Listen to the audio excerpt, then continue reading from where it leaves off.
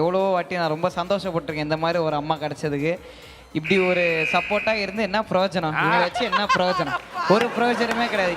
இப்படி ஒரு தாயை வச்சு நான் கூட சொல்கிறேன். நீங்களாம் நினைக்கலாம் எவ்வளோ ஸ்வீட் மதர்னு. என்ன ஸ்வீட்டு உள்ளே இருக்கிறது எனக்கு தான் தெரியும். உங்களுக்கு தெரியுமா? அரை மணி நேரம் ஒரு இன்டர்வியூ பார்த்துட்டு கிளம்பிடுவீங்க. அதுக்கப்புறம் 30-40 நாள் நான் தான் 40 நாளா 20 வருஷம் நான் ஸ்பெண்ட் பண்ணியிருக்கேன். எனக்கு தான் தெரியும்.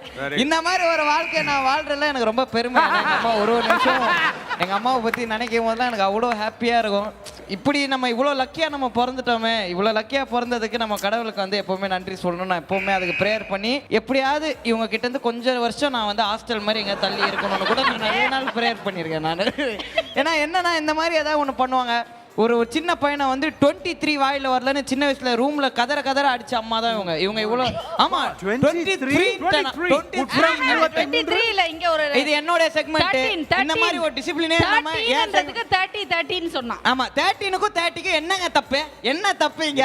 அதுக்கு ஒரு பையனை 1 மணி நேரம் அடிச்சாங்க ஒரு ரூம்ல.